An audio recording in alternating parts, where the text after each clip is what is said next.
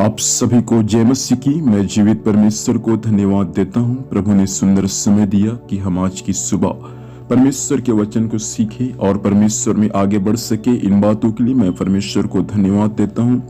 आप सभी प्रार्थना कीजिए, हम एक भवन बना रहे हैं, उसको परमेश्वर बनाने में बल और शक्ति दे और परमेश्वर सारे कमी खट्टी को और हर एक आवश्यकताओं को परमेश्वर पूरा करे। काम शुरू हो चुका है, 1 महीने हो चुका लगभग, और काफी काम हो चुके और आगे भी भवन का काम बहुत सारा बाकी है। तो आप लोग प्रार्थना करें और जरूर मैं आप सभी से रिक्वेस्ट करना चाहता हूँ कि जरूर आप लोग सहयोग दीजिए ताकि हम उस परमेश्वर के भवन को बना सके और उसके द्वारा परमेश्वर की महिमा हो सके। आइए मेरे साथ में परमेश्वर के वचन को पढ़ सकते हैं। पहला राजाओं की पुस्तक 10 अध्याय उसका 1 पद। जब सीबा की रानी ने यहोवा के नाम के विषय सुलेमान की कृति सुनी, तब वह कठिन कठिन प्रश्नों से उसकी परीक्षा करने को चल पड़ी। प्रभु इस वचन के माध्यम से हम सभी को आशीर्वाद दे। प्रेम यहाँ पर सुलेमान के बारे में दिया गया है। जब सुलेमान के पास में सीबा की रानी जब आई और सीबा की रानी सुलेमान की विषय में सुना था कि सुलेमान कैसे रहता है, उसका भवन कैसा है, उसका टहलुए लोग कैसे हैं, उनके भवन में काम करने वाले कर्मचारी लोग कैसे हैं, इन सारी बातों को जब वे सुने थे तब वचन में लिखा है वे कठिन कठिन प्रश्नों को लेकर सुलेमान के पास में आए ताकि सुलेमान का क्या कर सके, परीक्षा कर सके। लेकिन वचन हमें यह सिखाता है प्रियो, सुलेमान जो था एक ऐसा बुद्धिमान व्यक्ति था जो परमेश्वर ने उनको बुद्धि और ज्ञान से भर दिया था। सुलेमान प्रभु से धन और संपत्ति नहीं मांगा, अपने राज्य को चलाने के लिए बुद्धि और ज्ञान मांगा, लेकिन परमेश्वर क्या किया, बुद्धि और ज्ञान के साथ साथ उनको सब कुछ दिया जो सुलेमान को चाहिए था।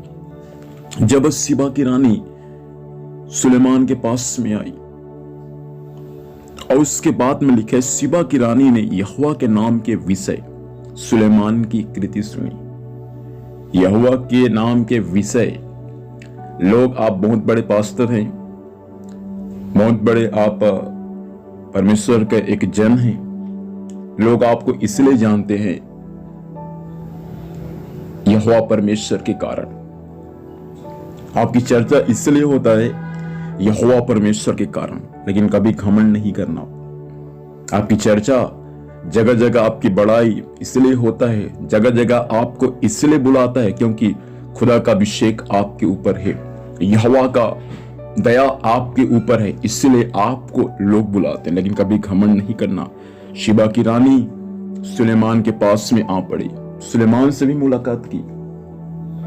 कई राजा लोग, कई अधिकारी लोग, कई गणमान्य लोग भी आपके पास में आएंगे, आपकी चर्चा को सुनकर आपसे मिलेंगे। घमंड से फूल नहीं जाना प्रियो, क्योंकि प्रभु घूरे से उठाकर चट्टान पर खड़ा करने वाला परमेश्वर है। जो परमेश्वर आपको खड़ा किया, हमेशा उसके उपकारों के लिए आप परमेश्वर को धन्यवाद देना ही। ये मत समझना कि मैं अपने बल से, अपने बूते से मैं यहां तक पहुंचे, नहीं नहीं नहीं। ये सब इसलिए हुआ क्योंकि यहोवा परमेश्वर का दया, उसकी अनुग्रह आप पर है। यहोवा परमेश्वर के कारण सुलेमान के पास में सीबा की रानी आ रही है, उसकी चर्चा को सुनकर कठिन कठिन प्रश्नों को लेकर। कई लोग आएंगे आपके पास भी कठिन कठिन प्रश्नों को लेकर, कई लोग आएंगे आपके पास में भी बहुत सारी परीक्षा के बातों को लेकर, लेकिन जय आपको परमेश्वर यहोवा ही देगा। और उसके बाद में सोना, मणि, ऊंट, बहुत सारे चीजों को वे अपने साथ में लाई थी। और जब सुलेमान के भवन में जब पहुंच गई, देखा कि सुलेमान का भवन को देखा, मेज को देखा, कर्मचारी को देखा, टहलुए को देखा, कैसे कैसे वे लोग कपड़े पहनते, उसको देखकर वे चकित हो गई। और वास्तविक में जैसा सुनी थी उससे कहीं बढ़कर उन्होंने देखा। उसके बाद 10 पद में लिखा है, 10 अध्याय के 10 पद में 120 की कार सोना, सुगंध द्रव्य, मणि और बहुत सारे चीज, यहां तक कि चंदन की लकड़ी, ओपीर, सोना, ये सब कुछ सुलेमान को उन्होंने भेंट के रूप में दिया है। मैं आपसे कहना चाहता हूं, कई एक सीबा की रानी आपके पास में भी आएंगे, आपको भेंट देने के लिए आएंगे।